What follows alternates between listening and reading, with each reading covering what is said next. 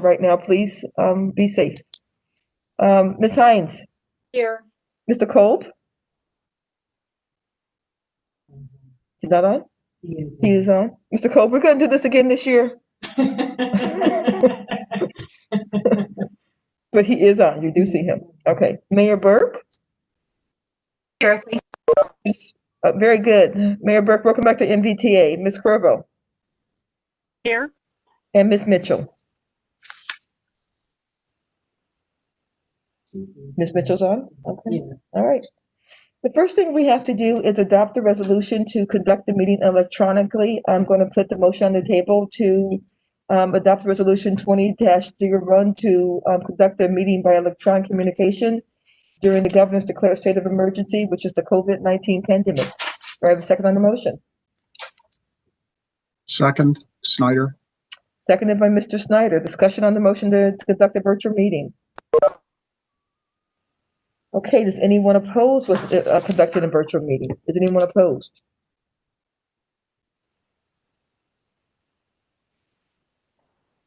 Okay, then if I'm getting the right count, that vote should be 12-0-2 with 2 people who are voting members who were absent today. Authority members, before we go on and start the public meeting, so authority members and to the public, this is the first meeting we have been in since the incidents in Washington, D.C. last week where 5 people died, including a Capitol Hill police officer. And so I'd like just to take a second, have a moment of silence for Mr. Brian Sicknick, who's the Capitol Hill police officer that passed, and also just for our country right now as we deal with a troubling time and work our way through. So a moment of silence, please.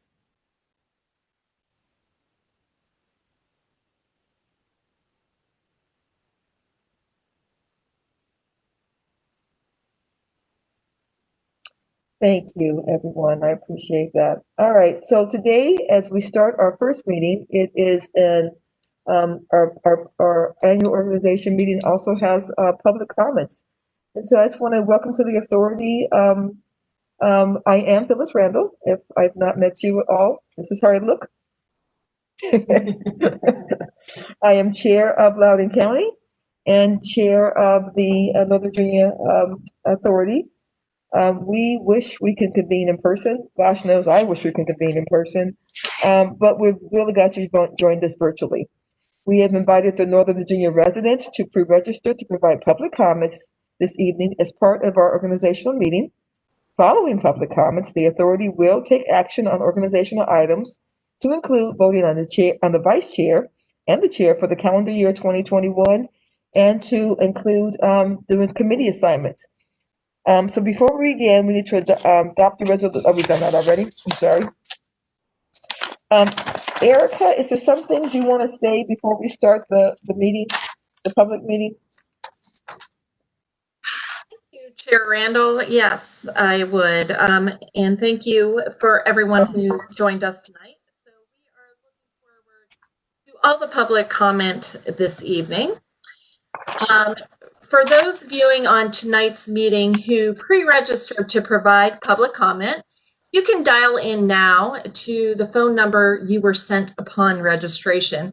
We request you dial into the line with the number you provided in the pre-registration form so that we can identify you.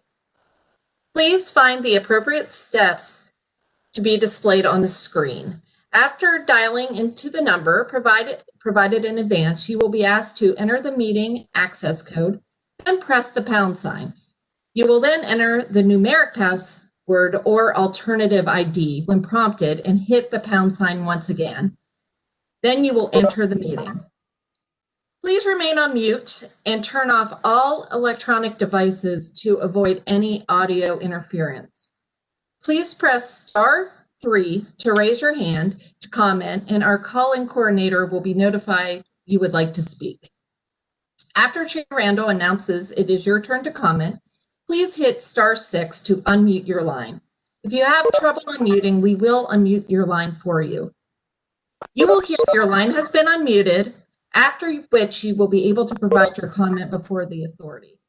When not providing comment, please keep your line on mute. Remember, please follow the instructions displayed on the screen. If you have any trouble connecting, please hang up and try again. You will have 3 minutes to provide public comment, and then we will move on to the next person in the queue to speak, and so on. A 3-minute timer will appear on the screen, which will count down and notify you when time has expired. Once you complete your comment, we kindly ask you to hang up, or we do reserve the right to do so to free up the queue. We encourage you to continue watching the meeting on Northern Virginia Transportation Authority's YouTube channel. If you're unable to access the meeting due to a full queue, please try dialing in again. Please remember to remain on mute until called upon. Regarding public comment conduct, we kindly ask that all participants refrain from any type of disturbance, including foul language. We do reserve the right to disconnect if any inappropriate behavior occurs, but please do share your opinions and suggestions. We welcome your comments and are happy you could join us this evening. Please remember to hit *3 to raise your hand so we can easily identify you, and hit *6 once called upon. Thanks so much, and we look forward to hearing from you this evening. With that, I pass it back to you, Chair Randall. Well, thank you, Erica. Authority members, we have 15 people who have signed up to speak tonight, and we have additionally 5 citizens who provided written comments, and those comments will be provided to the authority. We want to thank everyone who did sign up to speak about transportation-focused areas that we're going to tackle in 2021. It's really something that you will spend your evening with us, so we appreciate that. I'm going to ask that you make sure you either watch the screen and the clock on the screen, or you set your own clock. I will not stop you when you get to 2 minutes, 30 seconds, 2 minutes, 45 seconds, because if I stop you, it messes up your flow. And so please watch your own clock, and because I will stop you when you get to 3 minutes. The first speaker we have is Fred Hussein from Prince William County. Sir, please hit *6 to unmute your line, and we are ready when you are.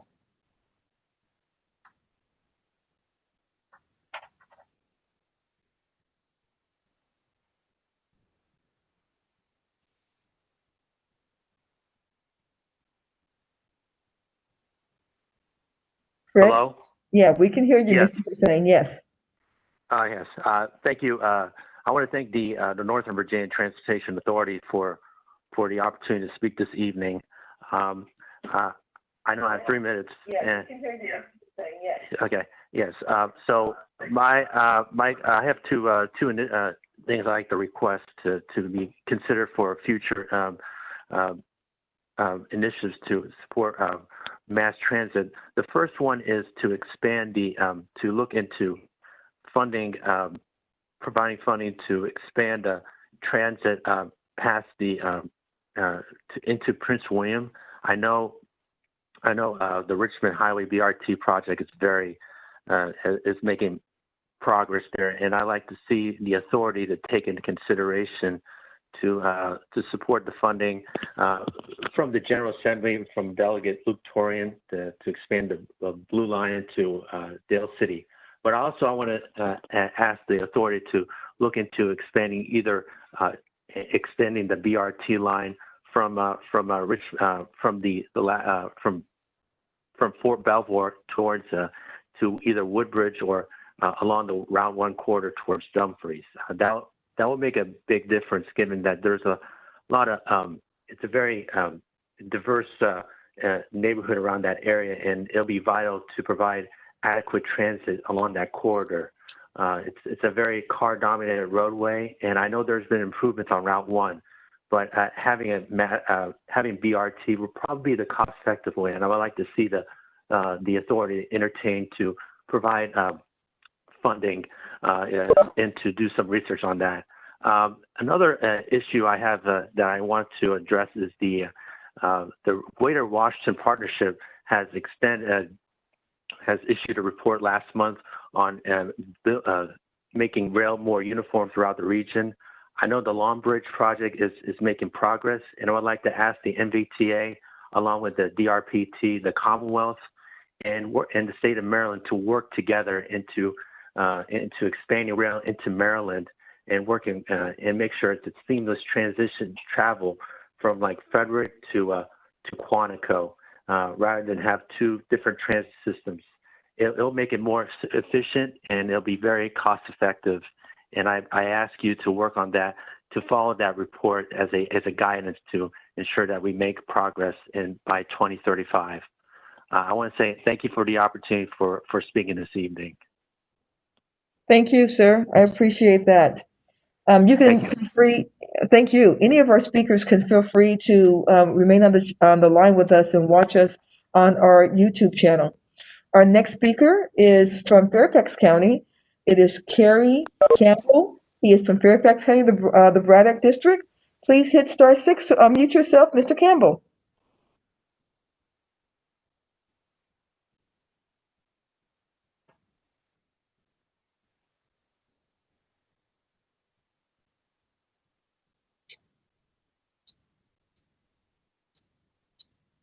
Randall, we do not see his number on the line. We may be able to move on and circle back at the end.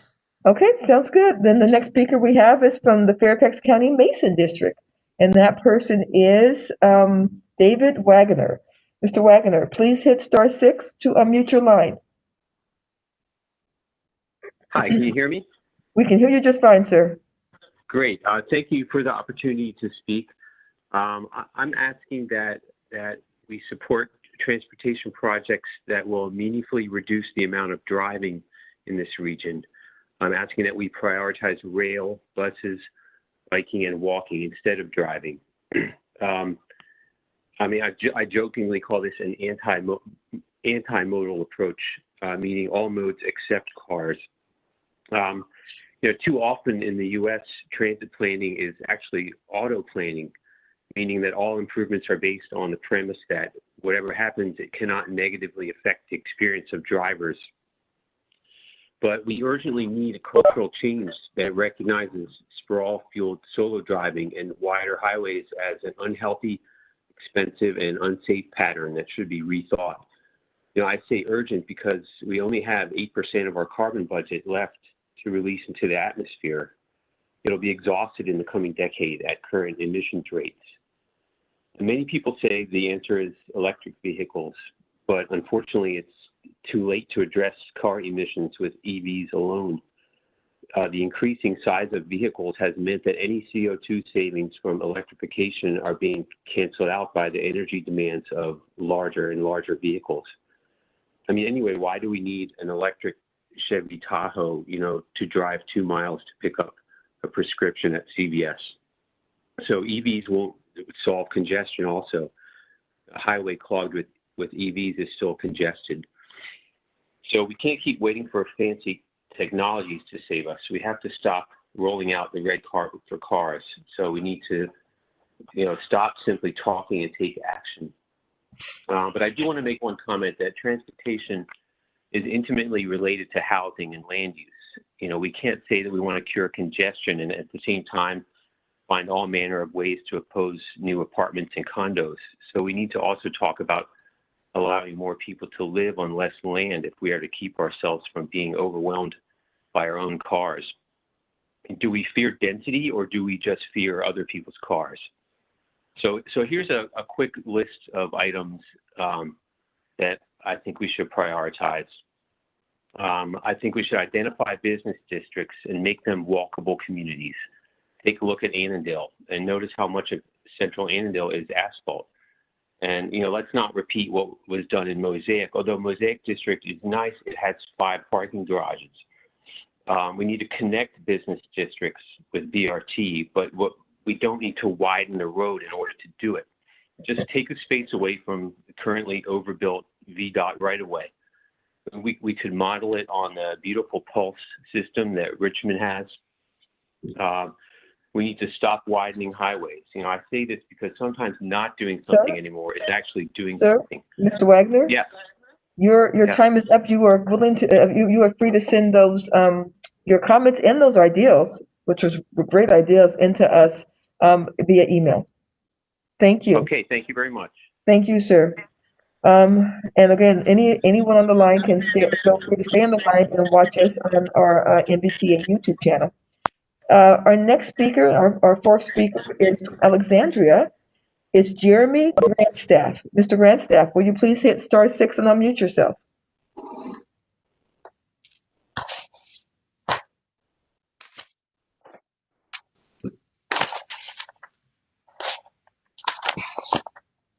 Randall, we do not see Mr. Grandstaff on the line either. Okay, thank you. The next speaker, our fifth speaker is Yvette White. Miss White is from Fairfax County. Miss White, would you please hit *6 and unmute yourself?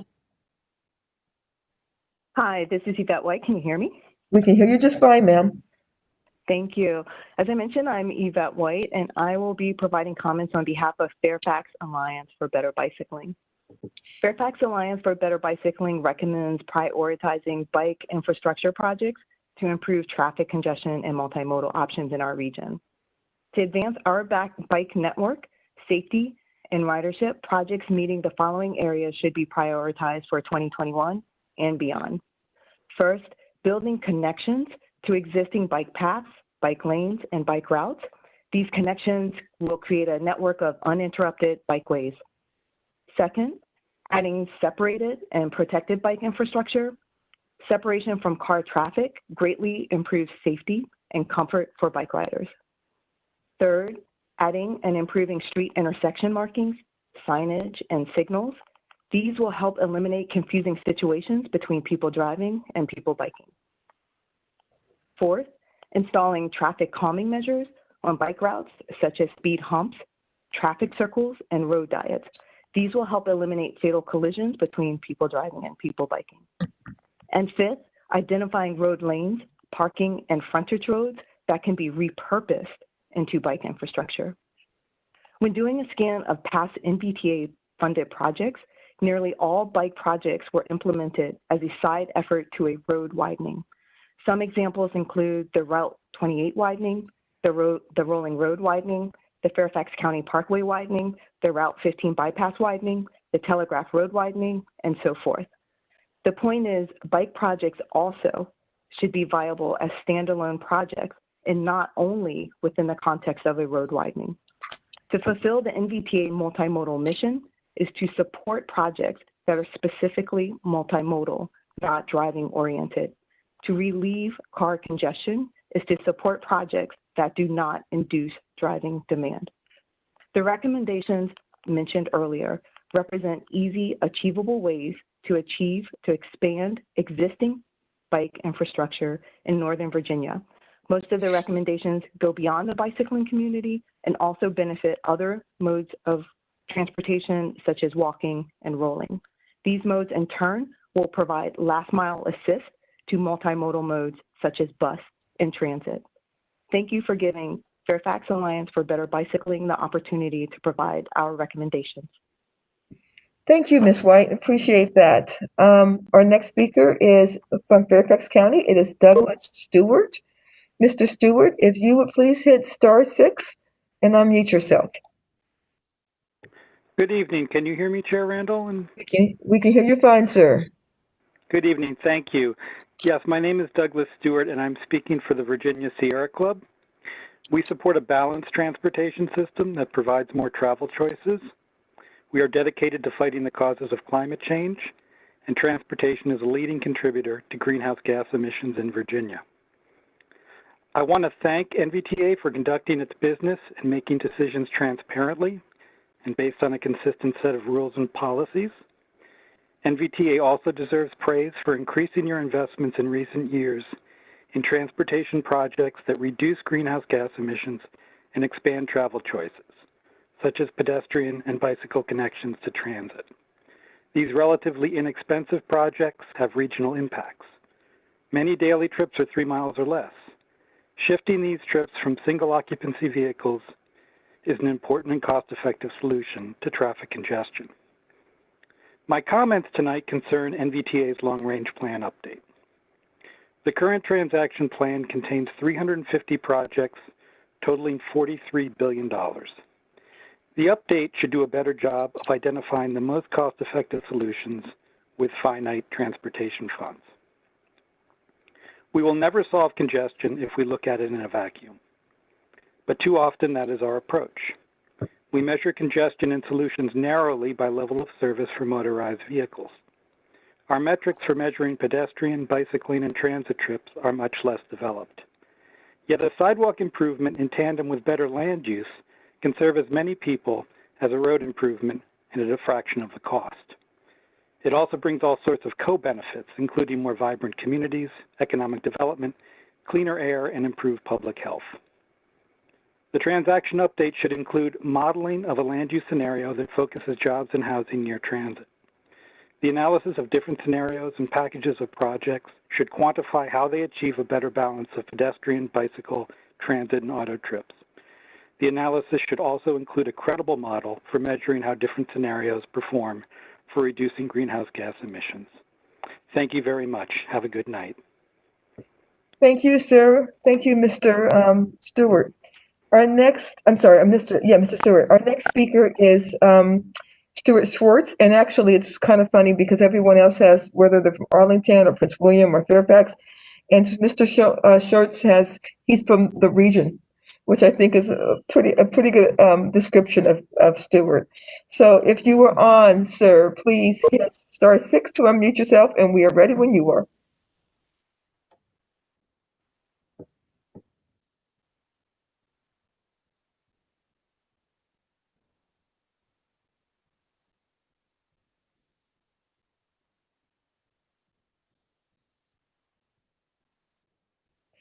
Erica, do we not have Mr. Stuart Schwartz on? Chair Randall, I believe he is on, but we can always circle back at the end. I would be really surprised if he were not on. So I'll go to the next one and then let me know when he's ready, okay? Okay, thank you. The next speaker is from Arlington County. It is D. Taylor Wright. Mr. Wright, Mr. or Mrs. Wright, I'm not sure which one. If you would hit *6, please, and unmute yourself.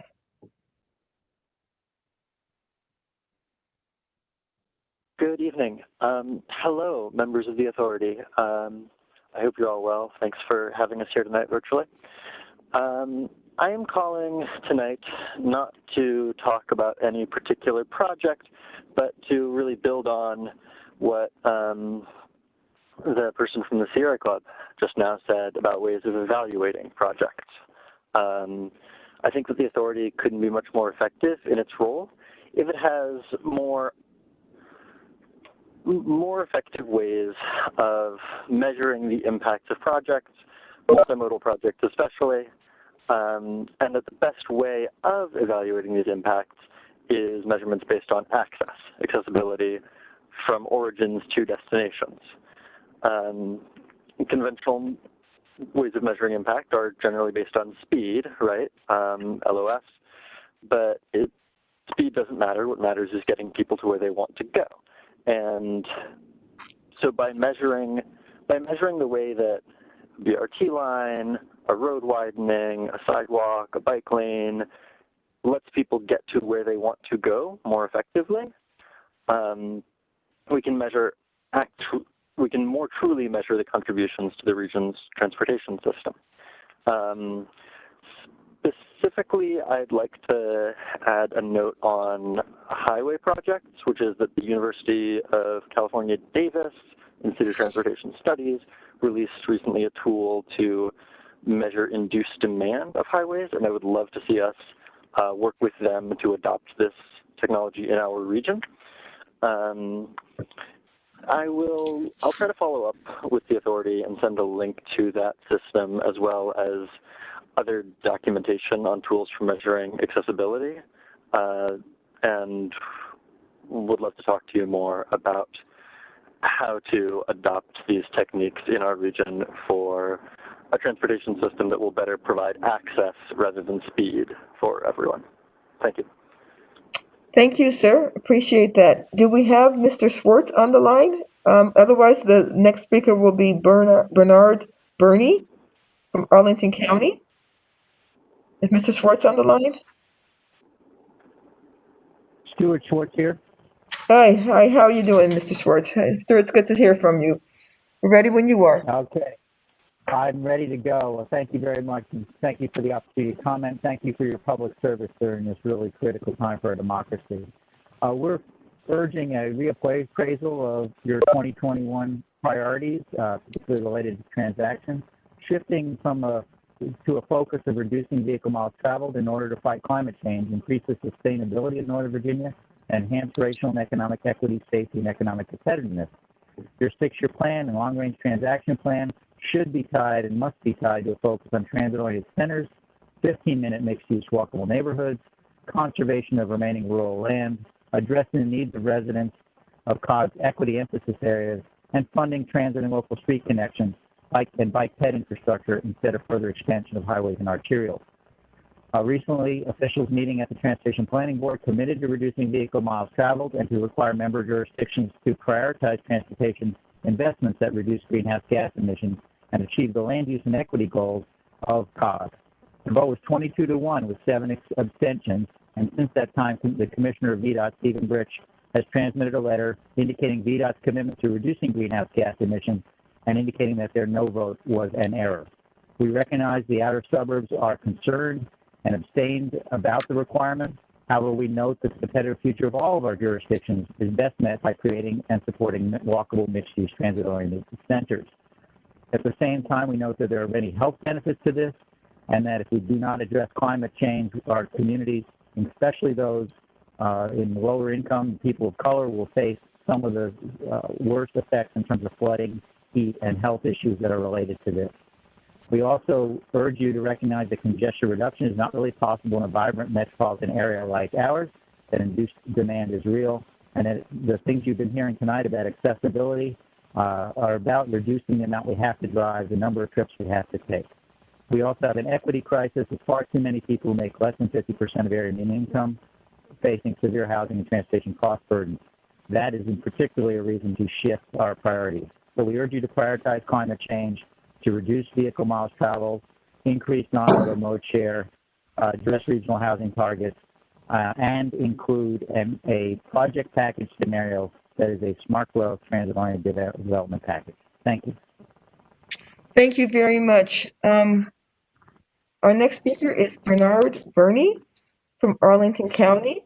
Mr. Byrne, will you please press *6, and we're ready for you, sir. Hello, this is Byrne. I'm from Arlington County. Can you hear me? We can hear you just fine. Okay.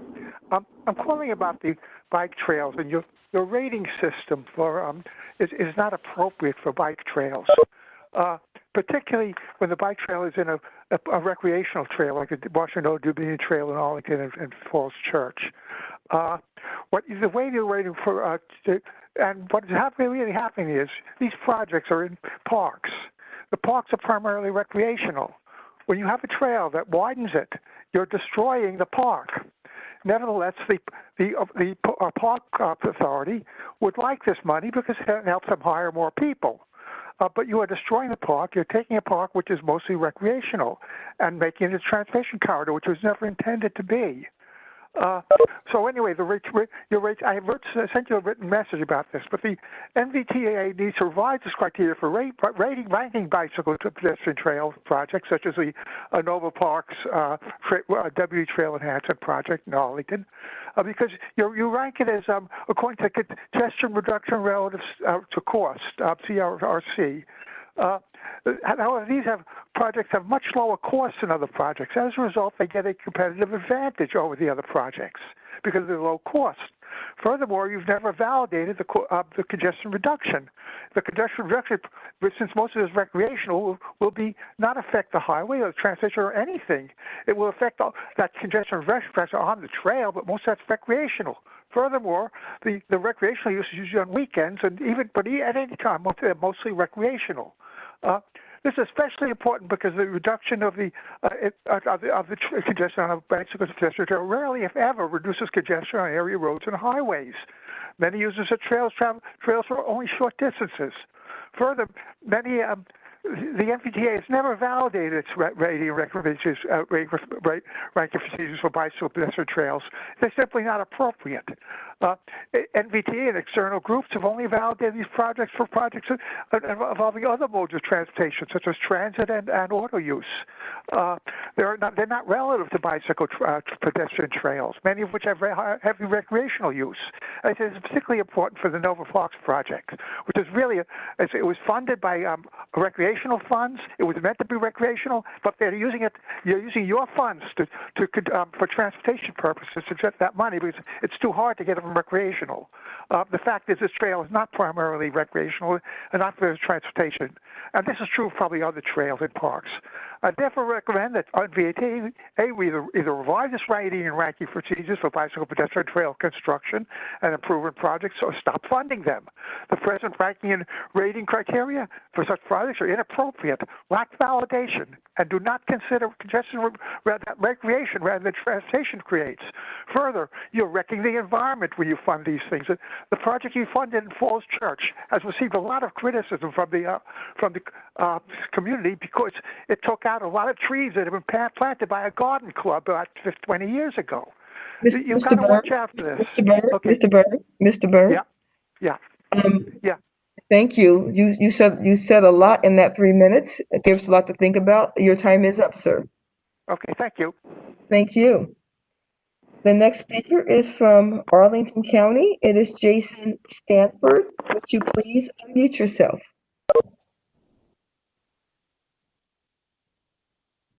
Can you hear me, Chair Randall? We can hear you, Mr. Stanford. Great. Thank you so much. My name is Jason Stanford, and I'm the president of the Northern Virginia Transportation Alliance. For more than 30 years, the Alliance has been the visionary leader advancing regional transportation solutions that improve our quality of life and economic prosperity. Thank you for the opportunity to comment on updates of the transaction plan. Transaction is important because it helps us plan for the future transportation needs of our region. According to the Metropolitan Washington Council of Governments Cooperative Forecast, our region is anticipated to grow by more than 1 million people and jobs over the next 2 decades. Much of that growth in Northern Virginia takes place in Prince William, Loudoun, and Fairfax counties.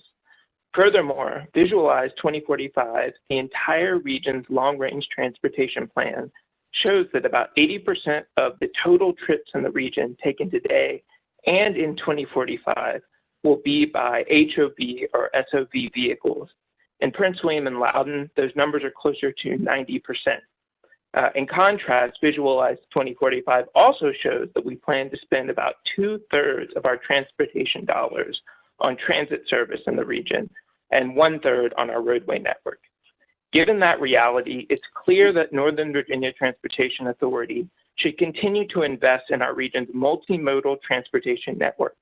For some parts of our region, that means expanding our roadways and completing our street network.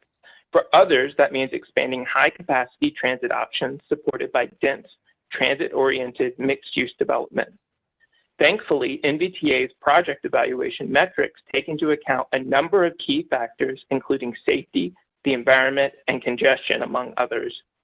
NVTA has also fully or mostly funded projects that should really be the responsibility of the Commonwealth, such as Route 1 widening in Dumfries, a major state highway, or the Richmond Highway BRT project in Fairfax County, which NVTA has allocated $250 million compared to only $50 million from the Commonwealth.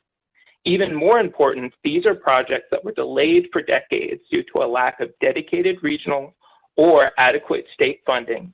In round 3 of Smart Scale, the Northern Virginia received approximately $200 million.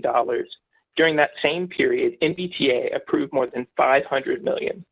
As our region continues to grow, it's extremely important that we safeguard this important regional funding to expand the capacity of our multimodal transportation network and accommodate that growth.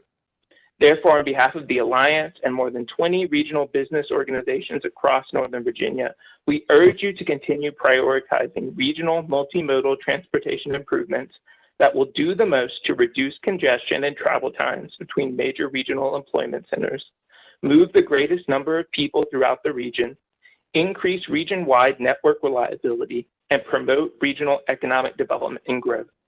Thank you for your time and consideration of these important priorities. Thank you, Mr. Stanford. Our next speaker is from Fairfax County. I think it's Alexis Glenn.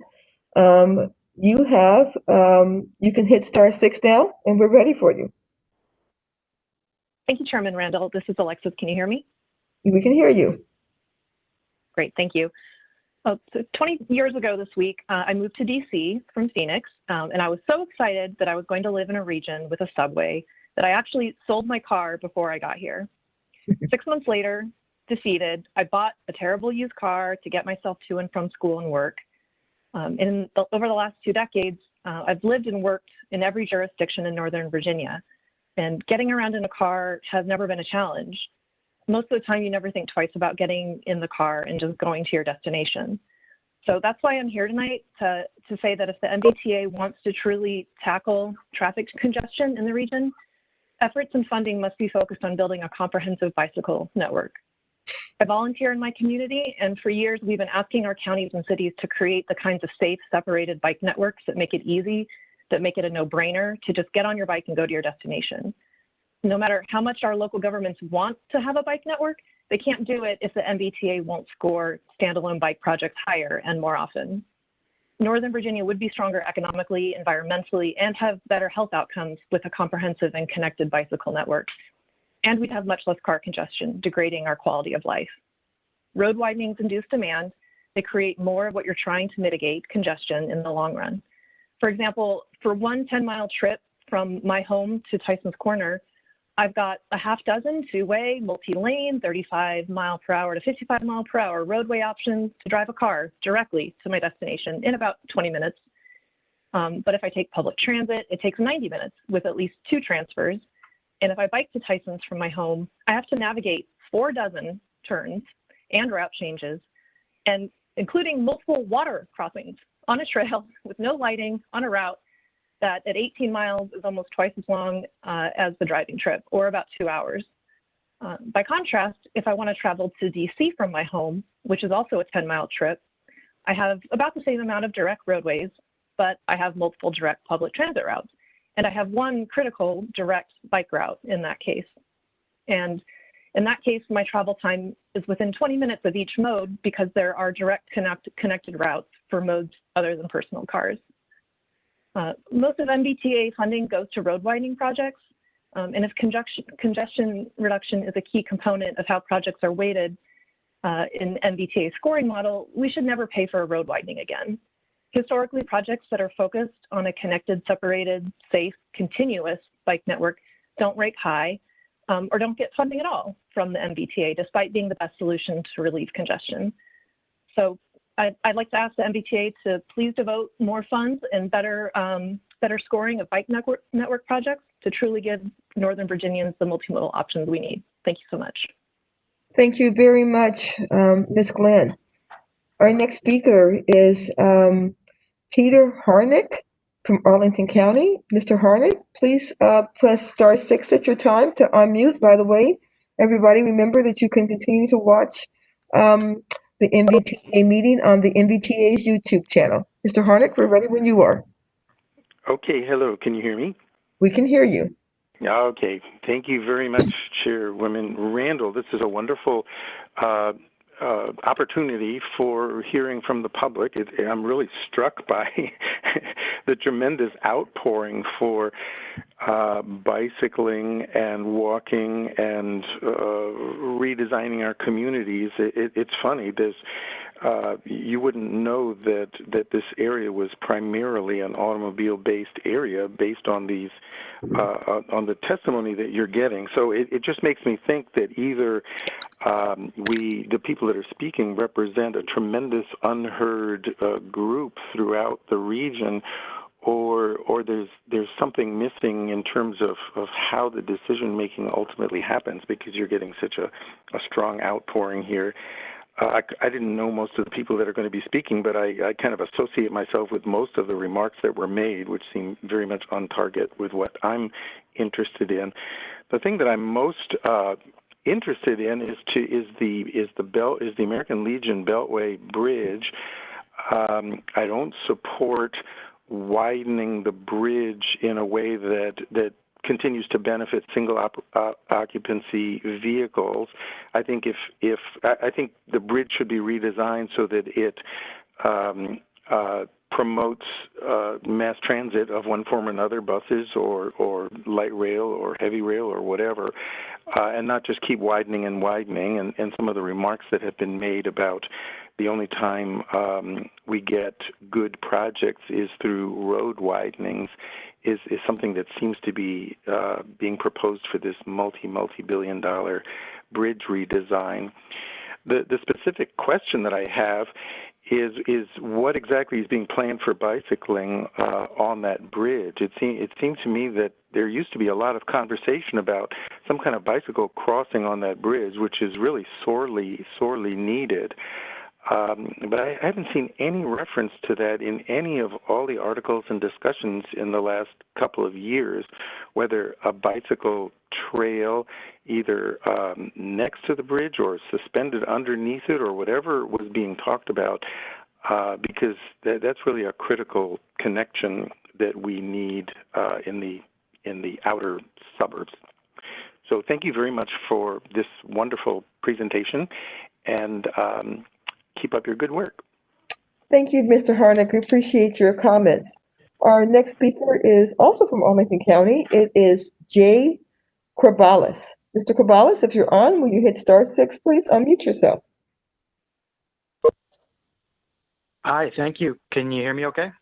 We can hear you, Mr. Cavallos. Great. Well, again, my name is Jay Cavallos. I'm the Vice President of Public Affairs with JBG Smith. JBG is a Maryland-based real estate investment trust with over 11 million square feet of commercial property in transit-accessible locations throughout the DC region. We also serve as the development partners for Amazon's second headquarters in National Landing, the Virginia Tech's Innovation Campus in Potomac Yard. Okay, I'm going to stop. I'm going to have you guys stop his time for just a second. He's at 2 minutes, 29 seconds. Stop him for a sec. Mr. Cavallos, we were hearing you just fine, and then you kind of faded out. And so, can you get a little closer to your microphone? What you're saying is important to us. So we're gonna try to get your audio a little better. If you can get a little closer and start again. You can start this time again. I appreciate that. Is this any better? That is better. Terrific, and I'll try to speak up as well. On behalf of JBG, I'd like to thank the NBTA for your efforts to promote multimodal mobility in Northern Virginia and highlight some of the ways those efforts are transforming National Landing. As you all know, the NBTA has funded numerous projects in National Landing, including the Pentagon City Potomac Yard Transitway, a second entrance to the Crystal City Metro Station, a multimodal connector between National Landing and National Airport, and a new VRE commuter rail station. Many of these projects were included in the agreement between Amazon and the Commonwealth, and all of the projects leverage past investments by improving and connecting existing service. This is especially true of the DCA connector and the VRE station, which together will enable a direct connection between VRE, MARC, and Amtrak service with Washington Reagan Airport. For our part, JBG is proud of the role we've been able to play in helping to advance these projects, for example, by partnering with Arlington to deliver the second metro entrance and collaborating with VRE on the design of their new station. Even more exciting than these individual projects is the extraordinary connectivity that they enable. As the National Landing bid notes in its new report, Mobility Next, which I'd encourage you all to check out at nationallanding.org, once these projects are implemented, National Landing will be the most connected downtown in America, meaning no other neighborhood in the country will offer more modes going to more destinations than National Landing. This incredible feat is a testament to the decades of focused strategic investments by the Commonwealth, the NBTA, and its member jurisdictions. Thanks to that work, mobility has become this region's competitive advantage, helping us attract world-class companies and institutions, and doing so in a way that promotes quality of life. We thank you for those efforts, look forward to the opportunity to continuing to work with the authority to promote transit-oriented development in 2021 and beyond. Thank you.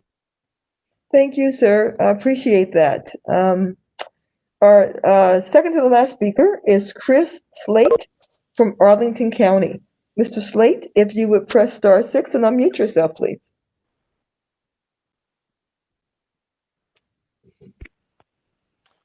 Thank you for this opportunity to speak. As the holder of significant transportation funding, NVTA's priorities really matter. So I really appreciate this opportunity to come before you. Whether those priorities are reflected in your direct votes on a project or on the details of your scoring algorithms. NVTA's priorities over the last few years have resulted in the funding of many highway widenings in an effort to combat congestion in Northern Virginia.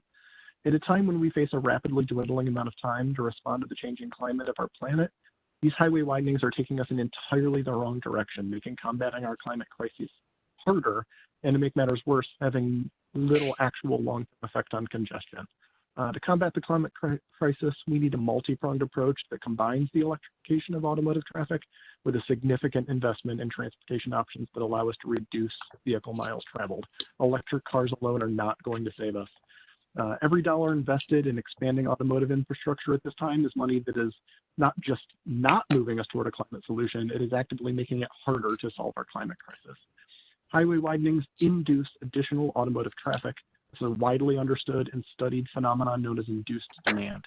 This induced demand leads to increased vehicle emissions as well as erasing in the long term any congestion reduction the project achieved in the short term. I urge you to please rework your scoring priorities to the extent possible. Prioritize factors like reduction in vehicle miles traveled, proximity to dense land use areas, and also to revise your traffic modeling to take into account induced demand. This will provide you a more realistic view of the long-term impact of the submitted projects. We need as much of your funding as possible to allow people to get around to the region without the use of a personal vehicle, either new public transit or active transportation infrastructure like trails and protected bike lanes. Public transit should be the backbone of our transportation network, and active transportation infrastructure can help handle people's shorter trips like errands. Nearly 60% of all vehicle trips are under 6 miles. This is especially true in the current and future dense walkable areas that should be the focus of our transportation investment. Further investment in automotive capacity is squandering today's funding for the transportation network of the past. Thank you very much for your consideration. Thank you. Thank you very much, Mr. Slate. And our last speaker is from Arlington County. It is Jillian Burgess. If you would please unmute yourself. Thank you. Thank you for the opportunity to provide feedback on regional transportation focus areas for 2021. Northern Virginia faces many challenges related to transportation, many of which are common across America and the world. We continue to contribute too much to climate change, leading to more severe weather patterns and leaving our children with a huge burden. We are facing a long simmering public health crisis of people being killed and seriously injured on our streets. Our local businesses struggle to compete in an online world. We are increasingly isolated from our neighbors and our communities. And our land is almost entirely built out, making it difficult to find space to meet the needs of our growing population. Conveniently, we can address all of these challenges by making improvements to our transportation network, improvements that decrease the amount of trips that are taken in cars and single occupancy vehicles.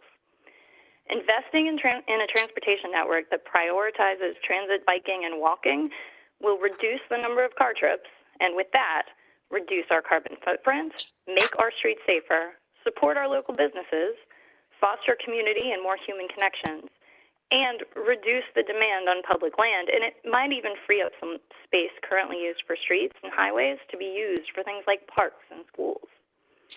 Normally, one of the greatest barriers to getting people to move away from car trips is habit. Someone who drove to work yesterday will probably drive to work tomorrow. But the pandemic has given us a unique opportunity. In disrupting normal life, our habits have been interrupted. Many of us don't go into work at all at the moment. And as we look forward to life returning to something resembling pre-pandemic activity levels, we could see a world where many people get around using transit, bikes, and on their own 2 feet. But in order to take advantage of this historic opportunity, we must invest in a transportation network which prioritizes these modes of transportation. We need more dedicated bus lanes so that bus trips are faster. We need more protected bike lanes, secure bike parking, and bike trails and bridges for people to feel safe. We need sidewalks that are sufficiently wide and free of street furniture and construction disruptions for walking to be a reliable option. We need biking and walking routes that connect to transit. Many of these changes can be achieved with modest investment, but we need that investment to happen now. NVTA should prioritize investments in transit, biking, and walking in the upcoming year, and should not waste any more money widening roads. We must build back better for our neighbors, for our safety, for our children, for our businesses, and for our planet. Thank you for your time and for your service. Ms. Burgess, thank you for your comments. Actually, thank you to everybody for your comments, whether you did it today, joined us on WebEx, or whether you sent it in written form. We do appreciate you all commenting. Your input is really quite important to us, so we appreciate that. If you wanted to provide comments this evening, but you chose not to for whatever reason, stay engaged with us. You can always watch us on our YouTube channel. You can email us. And you can find the recording of tonight's organizational meeting and authority business meeting on the NVTA YouTube channel. So appreciate everybody joining us. Authority members, it's not even 8 o'clock yet, so we're not going to take a break yet. We're going to go on, and the first thing we'll do is to approve the minutes of the December 17th meeting. Hopefully everyone had a chance to review. Chair Randall? Yes. Chair Randall, please give me a moment to switch screens. Oh, okay. I'm sorry. Let me know. Sure.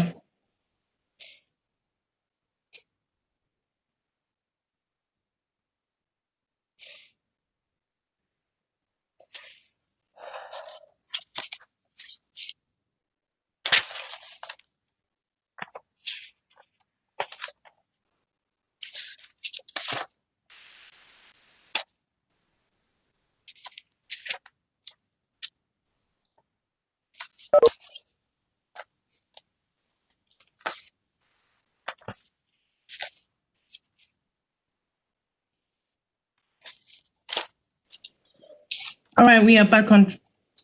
Thank you. All right. Thank you very much. Appreciate that. All right. As I was saying, the first thing we have to do is approve the minutes from the December 17th meeting. I hope that all of you had a chance to review those minutes. If you did, if anyone would like to make a motion to accept the minutes, I will accept the motion now. So moved, Delegate Rome. Motion made by Delegate Rome and seconded by Boysko. and Senator Senator Boysko. Wonderful. Any discussion on the motion? Seeing none, if you do not agree with the motion, please say aye. Madam Chair, I need to abstain. This is Crystal. Thank you. Ms. Crystal will be explaining. And Madam Chair, Chairman McKay will abstain, as well as Supervisor Alcorn filled in for me at this meeting. Oh, that's right. That's, I remember that. Okay. Anybody else? Madam Chair, Mayor Davis Younger abstaining as well. Absolutely. And of course. All right, with those abstentions, the motion will pass 903 with those 3 abstentions. Thank you very much. Our next item is going to be, I'm going to pass it actually to Chair Wheeler, because it is the nomination and vote on the chair and vice chair of the authority. And seeing how as I am standing for chair, I'm going to have Ms. Wheeler do this item and make a motion. Yes, thank you. I last time I let Mayor Woods handle this, and then I realized he's not here anymore, and that's so suddenly I'm a little thrown off, but that's all right. I would like to make a motion for the year 2021. The authority have Chair Phyllis Randall and our Vice Chair, Councilmember David Snyder as Vice Chair of the Northern Virginia Transportation Authority for the calendar year 2021. McKay will second that. Seconded by Chair McKay. Are there any objections to that motion? Hearing none, the motion is accepted. Actually, I won't object, but I will abstain from the vote. Oh, very good. Thank you. Thank you. Congratulations. I'm looking forward to another year of your leadership, and I welcome aboard Mayor Snyder. Thank you. And Mr. Snyder, anything you'd like to say? No, just very pleased that you're chair.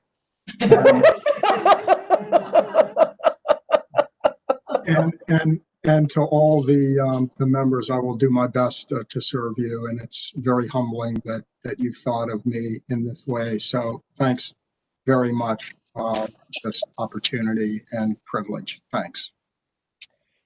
Mr. Snyder, when I became chair of the authority, Marty Noe said to me, "It's the easiest job you ever have because I never miss a meeting."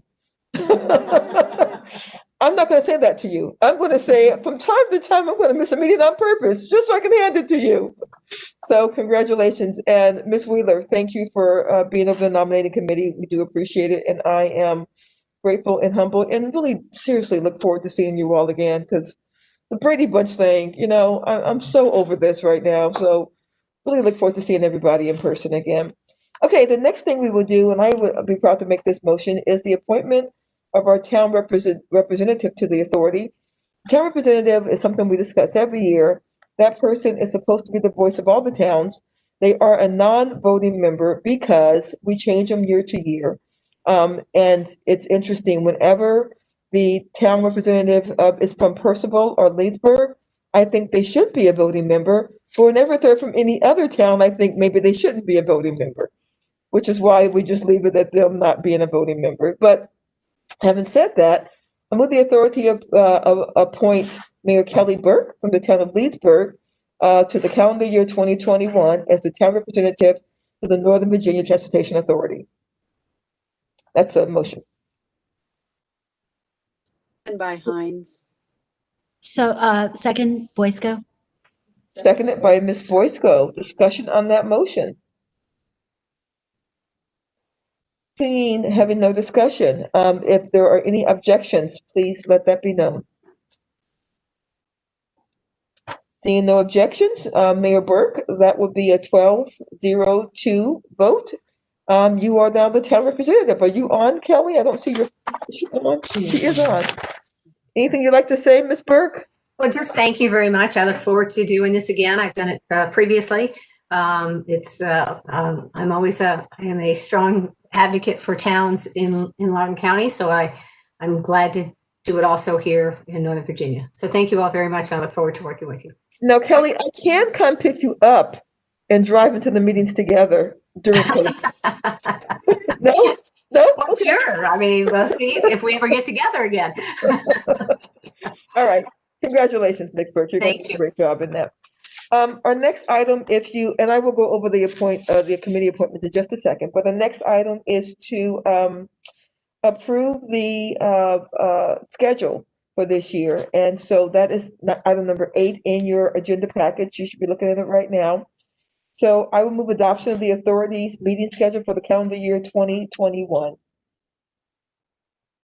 Second, Madam Chair. Second from Crystal. Who was that? The second? It's Crystal.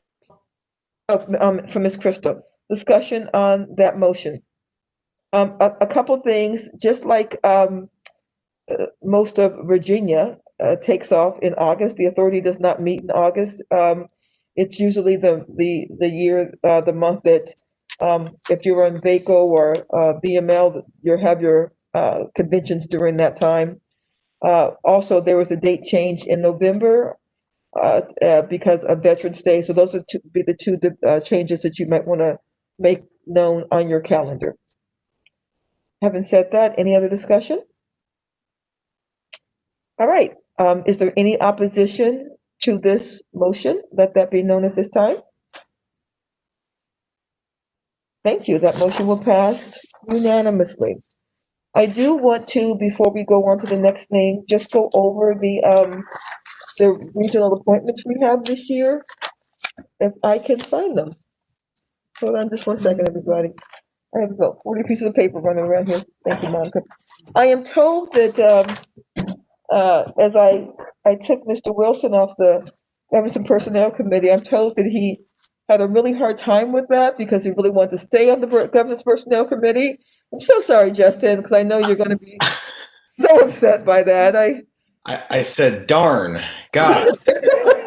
That's one less meeting. Oh, that's going to be heartbreaking. It broke his heart. It Yeah, it did. really did. But the Governance and Personnel Committee, we have a reappointment of Chairman McKay.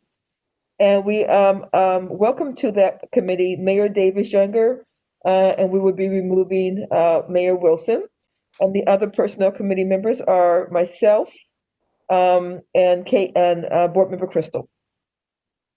For the Finance Committee, we have a reappointment of Mayor Rischel, who will be serving as chair of the Finance Committee. Also, a reappointment to that committee will be Chairman McKay, who will be serving as vice chair. He was told that, right? Will be serving as vice chair of that committee. You will be joined by Delegate Watts. Delegate Watts, you will be the filling the position that was left by Mayor Parrish, and I will join you on that committee as well. And then the PPP committee will be reappointments will be Delegate Snyder, Delegate Meyer, and a reappointing Delegate Wheeler. And joined on that committee will also be Mayor Rischel and Mayor Wilson. So those are your Delegate Wheeler now. I'm sorry. She's Delegate Wheeler. She got demoted to the General Assembly?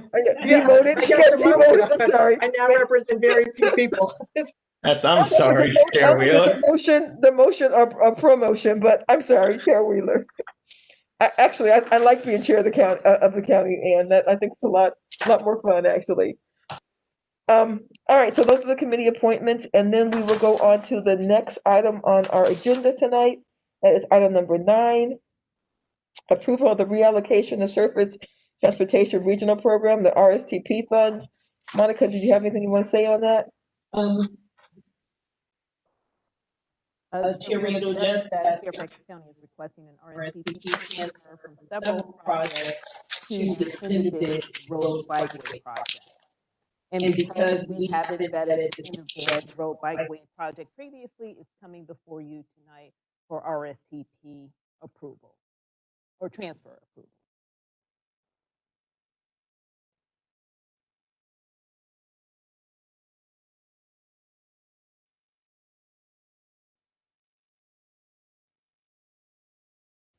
Wonderful. So does anyone have any questions before Mr. McKay makes a motion?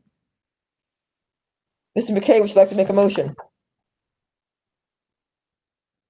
Madam Chair, I move authority approval of the reallocation of Regional Surface Transportation Program, RSTP funds for Fairfax County. Motion made. Is there a second to the motion? I'm happy to. From Mr. Snyder, a second. Discussion on that motion. Mr. McKay, have anything you want to say on that? Thank you. No, okay, all right. Anybody else? Okay, is there any objections to that motion? Wonderful, that motion will pass unanimously. We have 3 presentations tonight, but the first one is the annual report, which I showed you all earlier. And Ms. Hawksworth from Communications and Public Affairs will give us a brief presentation on the annual report tonight. So thank you, Chair Randall and members. Before I turn it over to Erica, I did want to note that we are happy to present the Authority's 2020 annual report, which summarizes the Authority's activities and initiatives throughout calendar year 2020. And the annual report really is a great way to highlight how this taxpayer funds that we receive here at the Authority are hard at work. This year's theme was planning for evolving needs, which seemed most appropriate in a year that required a major pivot to address the region's needs. Despite COVID, the Authority, we did not slow down. This year's annual report highlights all of our accomplishments, including a major milestone, which was the adoption of the FY 2020-2025 6-year program, totaling $539 million. So Erica, our Communications and Public Affairs Manager, will walk you through the report and special features. Also, Margaret and Erica will coordinate and contact each of you in regards to delivery of the hard copies of the report. What you will see this evening is the flip book, but we do have hard copies. And again, as we have every year with the annual report, we have the pullout map which highlights, I don't know how well this comes across on the screen, but it highlights all 21 projects that we funded in the FY20 to 2025 6-year program. We have them noted by jurisdiction and by mode. So having said that, yeah, it is a coaster in the back as well that knows how to get in touch with the authority. On one related note, I sent an email to the members in regards to our 2019 annual report. We have been named a visual storytelling finalist in Reagan Communications 2020 Video, Visual, and Virtual Awards.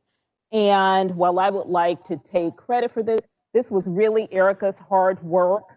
She came to us and said, hey, I think the 2019 annual report is really great visually. That was something we did, that it was shaped, I guess, more like a square, and she submitted that annual report for the award. So we have been named a finalist. We're in great company as other finalists in the visual storytelling category include organizations such as Microsoft and ESPN.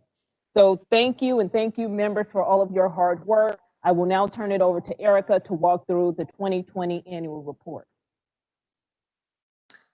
Thank you, Monica, and Happy New Year, everyone. Pretty excited about that award. But to jump into this 2020 annual report, as Chair Randall was just displaying for you, we do have a coaster on the back of the report, and I can read it to you because it's a little small on your screen.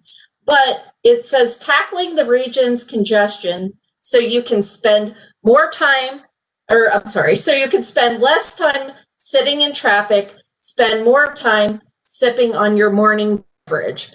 So we thought that was a fun way to showcase the vision of having less time in traffic and getting to your destination faster, or even staying at home. So with that, Margaret, could you pull up the annual report?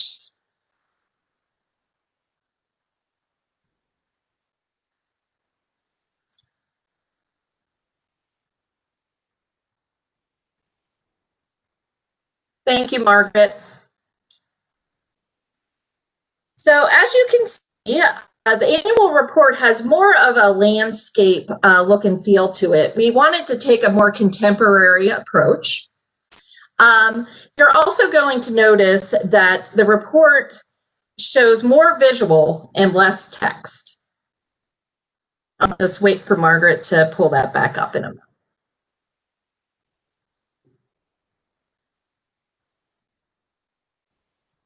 Thanks, Margaret. You can move on to the next page.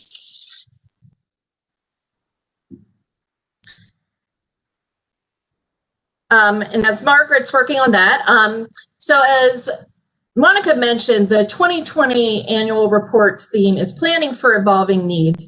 This past year was a whirlwind, to say the least, and there was no ignoring the impacts of COVID-19 on transportation.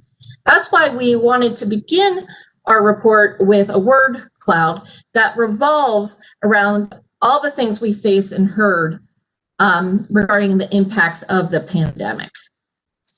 There were a lot of words to describe 2020, but if we did have to choose one, it would be disruptive. Nobody could have predicted the challenges the year would bring, and the pandemic required a major pivot in the way we conducted business and an adaptation to the region's changing needs. Margaret, are you able to pull it back up? Okay, next page, please. We wish we could have held our group photo this year like we always do. It's always a lot of fun, but unfortunately we couldn't gather this year. So we did take all your excellent headshots and display them here on the voting and or on the authority members page. We also wanted to show the authority structure in a visual way and provide some brief bullet points that highlight the authority's primary responsibilities. Next page, please, Margaret. Here you will see the letters from the chair and letters from the executive director. As you all know, Chair Randall took the helm in January 2020. So we wanted to provide a picture in the report that showed her calling the meeting to order for the first time. Chair Randall emphasizes that despite the challenges of COVID-19, the authority virtually came out unscathed. In fact, in the midst of a pandemic, you all adopted the 6-year funding program, which was quite the feat. She also mentions we'll take lessons learned from the year and reevaluate priorities that will best fit the region's ever-evolving needs. On the opposing page, Monica, amongst other things, mentions how the region quickly came together to address obstacles faced and without missing a step, continued transportation and programming priorities. Margaret, could you go to the next page? So the next 4 pages of the report focus on a big milestone. As I mentioned, the 6-year program adoption for FY 2020-2025. We wanted to show all the accomplishments in a visual way by doing an at-a-glance approach using charts, graphs, infographics. The pie charts that you see on the bottom are broken up by transportation mode and are cut up into various categories, such as the 6-year program approved amounts for each mode. But we really wanted to show how this was truly a multimodal program that included railway, bus rapid transit, bus facilities, bike and pedestrian facilities. Margaret, you can go to the next page, please. Thank you. Also here on this spread, you can see the various phases of the 6-year program adoption and all the milestones that we hit, including the public comment period for the 6-year program. We also conducted for the first time the public hearing virtually. We also wanted to call out several other NBTA firsts, including a video series on the funding program updates. We streamlined the process via an online application portal, and we even held a virtual press briefing on the funding program adoption. Margaret, you can go to the next slide, please. So this spread concentrates on COVID-19 in 20, something that could not be ignored. The authority demonstrated resiliency this past year, despite the projected $240 million revenue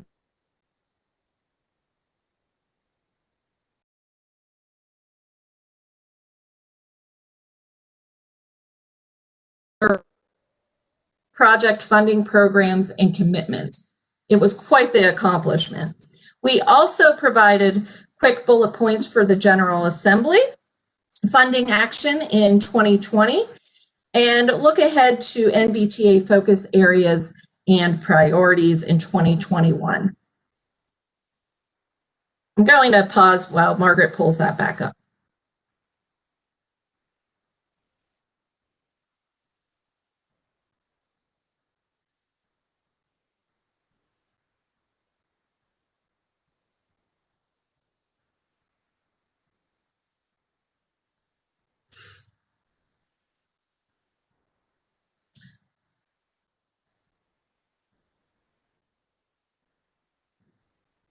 Bear with us all for one moment. I'm sorry about this.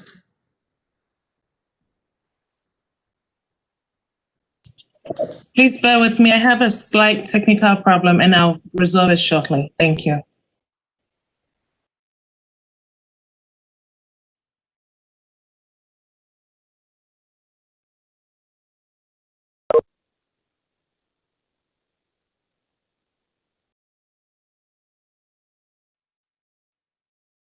I'm going to see if I might be able to share my content. One moment.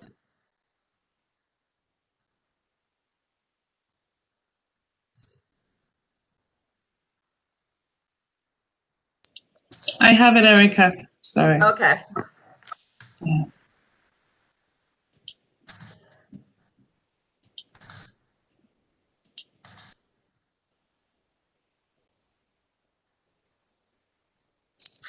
Thanks, Margaret. Thank you. So to continue, we also, on the COVID-19 spread, wanted to provide a quick summary of the COVID-19 analysis we conducted, transportation impacts and opportunities, and all the updates conducted with ACOM. Margaret, you can go to the next slide. Thank you. The authority's investments on multimodal transportation projects are having a significant impact on the region. And we really wanted to show that in the infographic that you see on the top left-hand corner of the page. We also wanted to highlight the NOVA Gateway tool that was unveiled to you earlier this year. And that tool provides real-time information on the status of ongoing and completed NVTA regionally funded projects. On the opposite page, we show that there were 5 celebrations and milestones. Despite the pandemic, we were able to, really celebrate with all of you. And these included 5 projects. One was in Leesburg, the Leesburg Park and Ride completion in Loudoun County. We had another, a groundbreaking we co-hosted with the City of Falls Church and Nova Parks on the W&OD Trail. We also had construction begin on the 23rd Street segment of the Crystal Cities Improvements Project in Arlington County. The City of Alexandria DRPT and Dash Bus unveiled its first ever 100% zero emission electric buses in October. And then we also have the start of construction on the Rethink 9 project in the town of Hillsborough, Loudoun County. Margaret, you can go on to the next page, please. We did present at more than 25 events in 2020. Most were virtual, but we did have a couple in person. One was our 5th annual Transportation Roundtable held at NVTA's offices. And another was Monica presented at the World Bank Urban Mobility Global Solutions Group briefing early in the year. Some of the virtual meetings we participated in were the What You Need to Know About Transportation event hosted by the Northern Virginia Transportation Alliance and the Nova Chamber of Commerce's annual State of Transportation event. Also, you will see that we wanted to show how the authority is shaping planning and policy discussions throughout the DMV, which include everything from the Regional Multimodal Mobility Program, or RM3P, in partnership with DRPT and BDOT, the Greater Washington Partnership's Capital Region Rail Vision, and the Virginia Secretary of Transportation Sustainability Committee. Margaret, you can go to the next page. So we made it through 2020 and we're super excited to look ahead to 2021. So some of the highlights that we're looking forward to is the continuation of the transaction update, our long range transportation plan, continued development of the RM3P program, and the Transportation Technology Committee's development of the inaugural Transportation Technology Strategic Plan. Margaret, you can go to the next page. So here we want to showcase how taxpayer dollars are hard at work. You can see a number of member jurisdiction and agency projects highlighted in this spread, and it encompasses a variety of modes, including transit, roadway, and pedestrian bike facilities. Margaret, you can go to the next page. Thank you. Last but certainly not least, we wanted to thank all of you and your staff, member localities, stakeholders, partners, for all the ongoing regional collaboration. We recognize this year required a major pivot, and we can't thank you enough for navigating through the challenges along our side. We also want to thank all the Northern Virginians who came out and provided comment during the public comment period for the 6-year program. Your input is an important part of the adoption process. We also give special thanks to Hal Parrish recently retired mayor, City of Manassas, who served on the authority for 18 years. We also thank Mayor Derek Wood, Town of Dumfries, for his service on the authority. Both will be missed, and we wish Mayor Parrish the best in his retirement. To the right, you do see a blank gold page, and that is where the fold-out map and coaster are inserted. Margaret, next page, please. And here's the back of the report, and you can see all the ways people can engage with us on social media. We also include the same information on the flip side of the coaster you saw earlier. But I also encourage, if you haven't done so already, to sign up for NVTA update newsletter. It's a great way to keep up on all the activities you all are doing, and it includes everything from highlights from meetings like tonight to monthly recaps and even special announcements. And you can sign up on our website. I also just want to give thanks to all the jurisdictions, agencies, and companies who helped provide images for this report. We're super appreciative of all the support. And as Monica mentioned, Margaret Duker and I will be in touch with you all and your staff about the shipment of the print edition of the annual report. But in the meantime, you can access the digital version on our website under News and Events Annual Reports. That concludes my presentation, and thank you for having me tonight. Well, thank you. It doesn't come across on the screen, but really it is a beautiful report. It is just gorgeous. And thank you and congratulations on the nomination for an award. And when you see it, it really is, it's just lovely. Authority members, we're close to being done, but I need to, you're welcome, and thank you. But I need to take a break myself. I need to stand up and walk around, even though we don't have that much more to go. So let's take 10 minutes, okay? Thanks, everyone.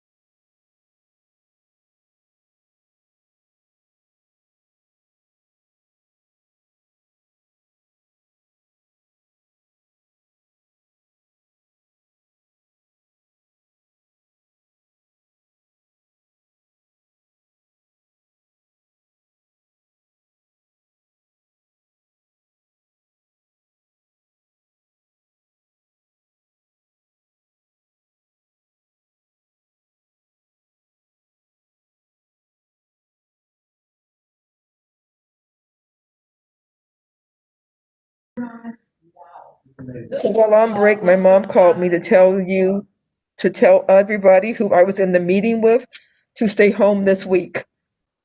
So that's what my mom told me to tell you all. So now you've been told. Okay. The next thing we have is the regional multimodal mobility program update. Monica, would you like me to just pass it to Ms. McGee, or would you like to say something in advance? Okay. Okay, can everyone hear me? Okay. We can hear you fine. Great.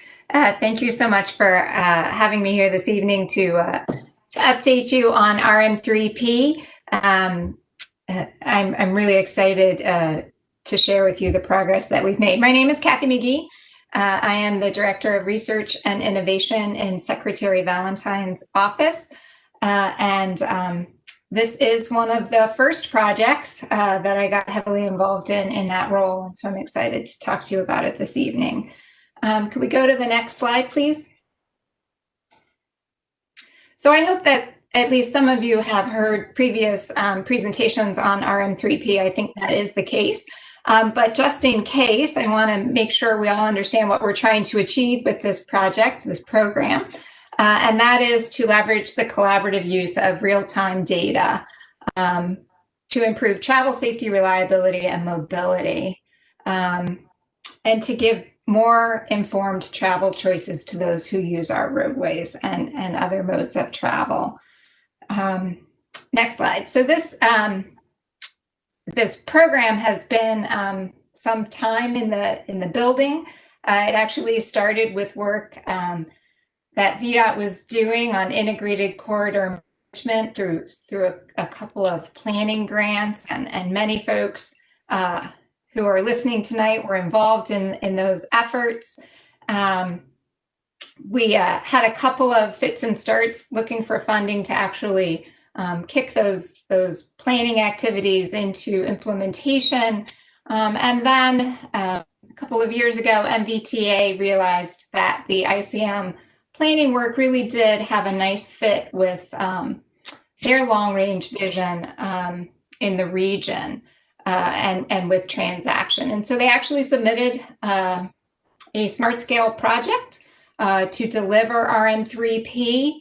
And we sort of plucked that out of the smart scale program and selected it to be funded through the Innovative Technology Transportation Fund program.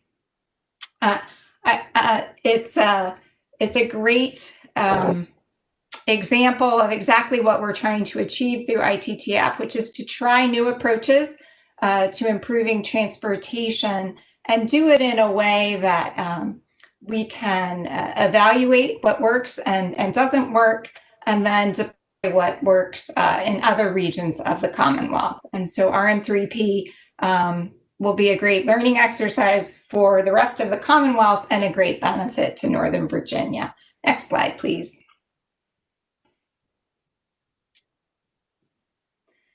So the RM3P program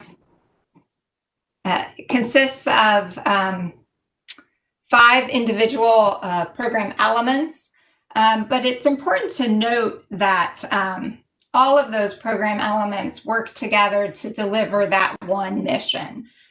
So we talk about them individually, but as we go through implementation, they will all be necessary as we deliver the overall program. So there are 3 goals of the program: to optimize transportation system performance by improving the efficiency of agency responses to travel disruptions, to enhance travel time reliability, to support on-demand multimodal trip choices for travelers. This project is the result of a very strong partnership between VDOT, DRPT, and NVTA, and tremendous collaboration with a host of other entities. So I want you to keep that in mind as we talk about the rest of the project. So the 5 program elements that make up RM3P, you can see here on this slide, the data exchange platform, which really is the heart of RM3P. That's where all the data will be aggregated and used to then support the other 4 program elements. The AI-based decision support system is exactly what it sounds like. It's a layer on top of that data exchange platform that allows for analysis that improves decision-making across the region and allows for collaborative planning across the region. The multimodal analytical planner is intended to provide a platform for collaboration, particularly around multimodal travel. So as we look at the system, we hope to be able to identify gaps in terms of perhaps transit service or intermodal facilities, things that are keeping people from optimizing their travel choices. The multimodal analytic planner is intended to be an offline tool that allows us to do a lot of what-if analyses as we go along. A commuter parking information system will collect and disseminate real-time information about parking availability. One thing we know is that it's very challenging to switch from an auto mode to a non-auto mode if you're not certain about parking availability. And so this program element will address that issue. And then the final program element, which probably is the most innovative, and therefore perhaps the riskiest, but definitely the most exciting, is our dynamic incentivization program element. This program element will use information coming out of the decision support system that would identify problems in the network, particular slowdowns or interruptions in travel on a particular mode. Travelers who have opted into the incentivization program would be provided with an alert if that's their normal route or mode of travel, and offered an incentive to change that normal behavior to something away from the problematic link in the network. Those incentives might be free parking to switch from auto to transit, might be a transit voucher, might be a coupon for coffee or a yoga class so that they delay their time of travel. Or in these days where we've learned that remote work can be just as effective as working in your normal office, it might be a free day at a remote work center so that you don't make that trip at all. So we're really excited about what RM3P can bring to the region. Next slide, please. I just want to say again that although we talk about the 5 program elements independently, they really do come together to provide one unique system to improve travel in the Northern Virginia region. So again, data in the data platform, the data exchange platform, would be fed to the AI-based decision support system. A particular problem could be identified. That information is shared with commuters. They might be directed to available parking and switch to a transit mode. And all of those systems then working together provide those opportunities to travelers. Next slide, please.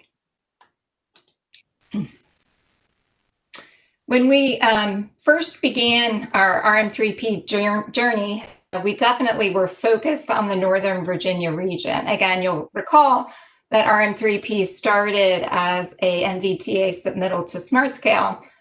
So the focus really was on those geographic areas. In the summer of 2020, we got some good news that we had been awarded a federal highway grant under their ATC MTD program that allows us to expand the geographic scope of RM3P into Fredericksburg. Not all of the functionality of RM3P will immediately expand into Fredericksburg, but we are excited to be able to extend the footprint for the parking information and the AI-based decision support system into the Fredericksburg region. Next slide, please. Again, I want to highlight the tremendous collaboration that goes into delivering a program like RM3P. It's a large project, and we have a large team of folks that are delivering it. There are over 60 subject matter experts that have contributed to the development of requirements for each of the program elements. Monica Backman and I serve as the program principals for this project, which means we take the credit and everybody else does the work. We're really lucky to have Amy McElwain from VDOT serve as our program manager. In addition, we have lots of folks serving on program element guidance teams. Those are the folks who are really digging into the details of each of the program elements, make sure that we have the requirements developed appropriately, seeking additional input as needed, and really pulling it together at a very detailed level. We also have a number of working groups and stakeholder advisory groups that have been really essential in making sure that we're getting the input we need to keep things on track. There are also groups coming and going throughout the life of the project to serve a variety of needs. For example, we have a contracts and agreements working group right now as we head into procurement to make sure that we get all of that going appropriately.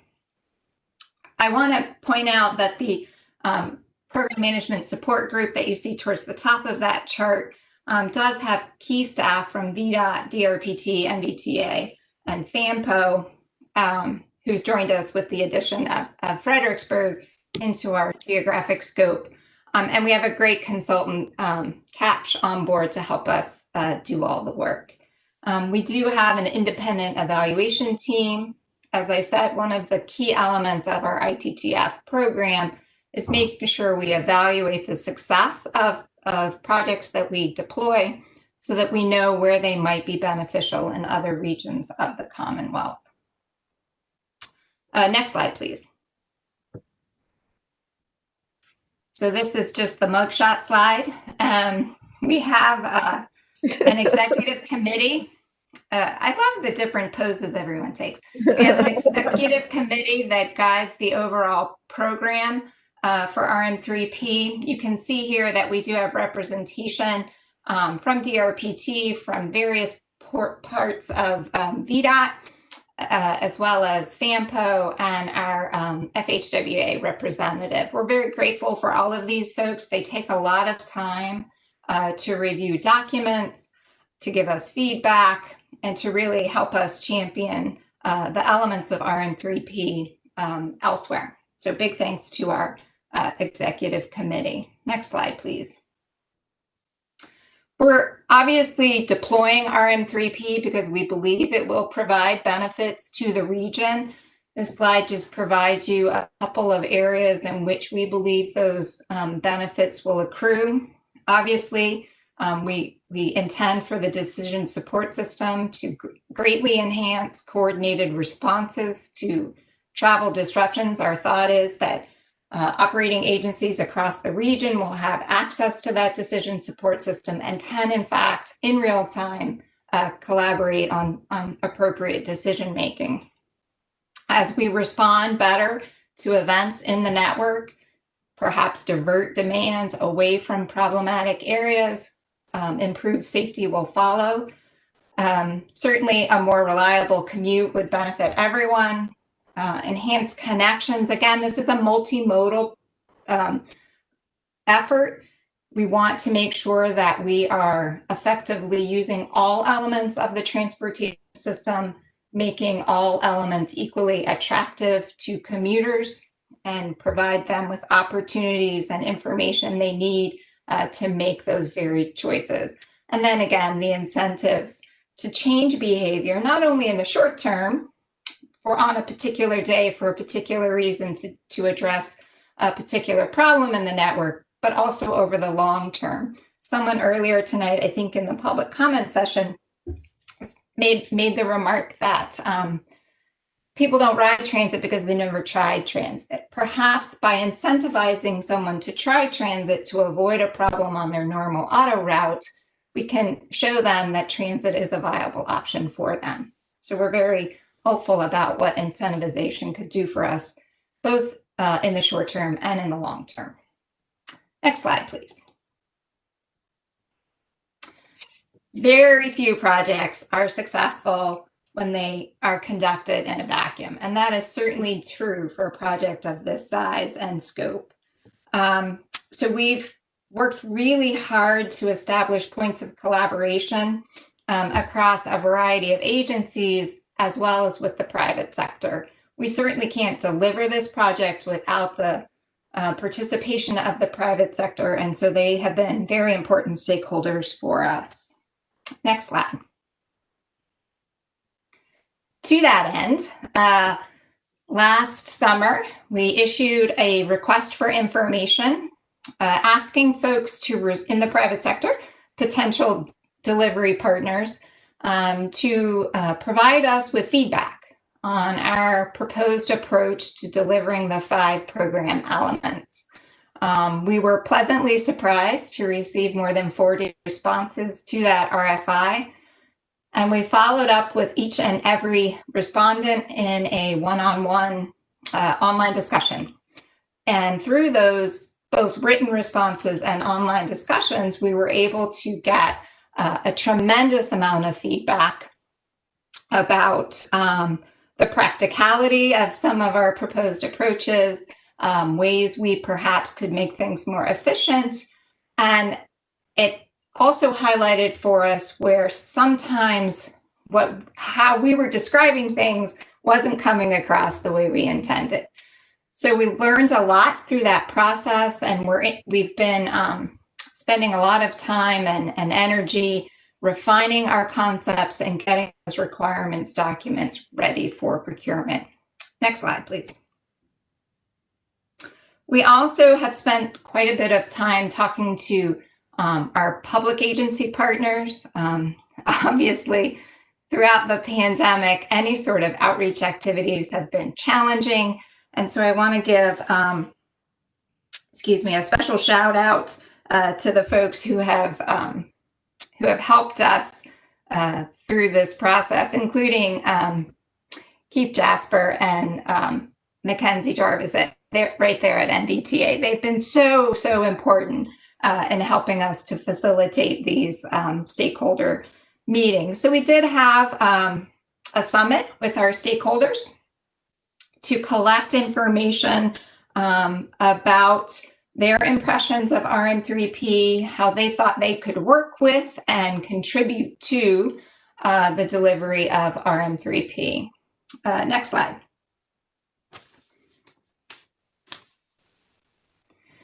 So you can't read this, and I don't expect you to, but I just wanted to make the point that these virtual stakeholder engagements were incredibly successful. We asked questions about, what they thought would be the challenges to deploying RM3P, how they felt like they could contribute, and we got tons and tons of feedback. This particular slide focuses on the program elements and both challenges and opportunities that the stakeholders felt like could occur through the deployment of RM3P. So with respect to the decision support system, people were really excited about the potential for a more coordinated regional response to incidents and events in the network.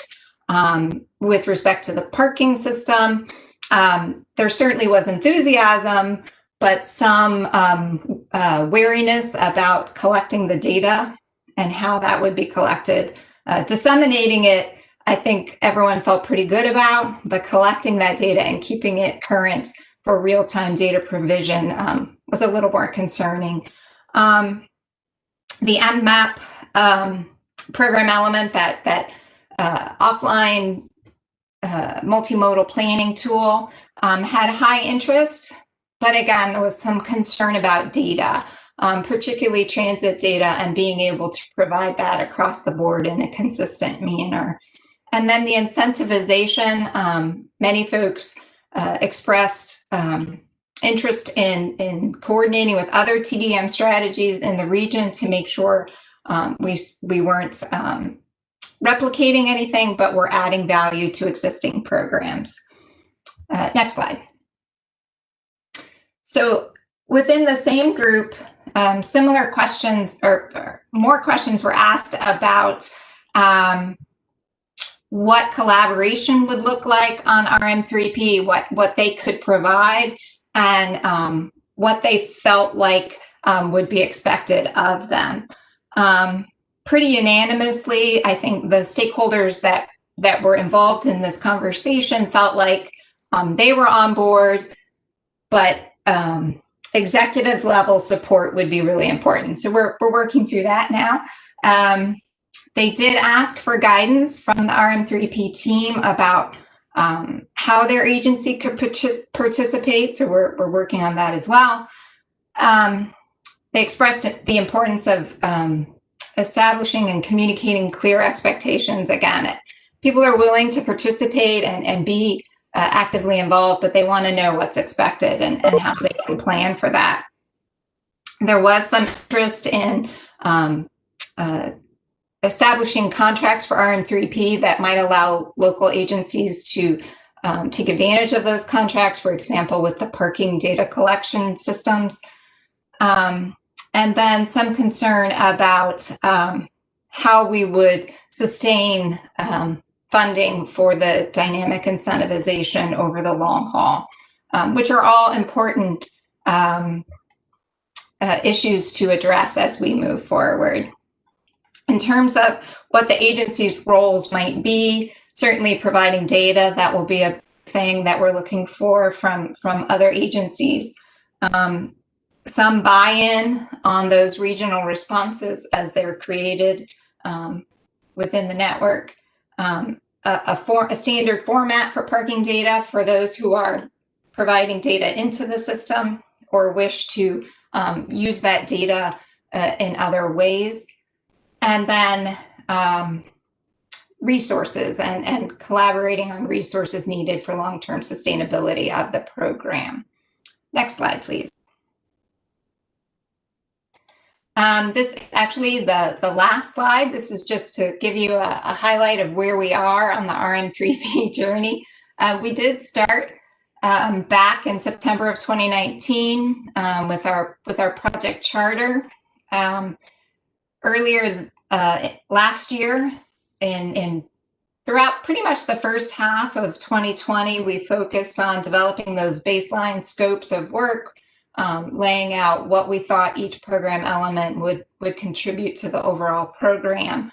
And then in the later months of the year, again, we were receiving that stakeholder feedback on that work to make sure that as we moved to requirements development, we had a solid plan for what we were looking for.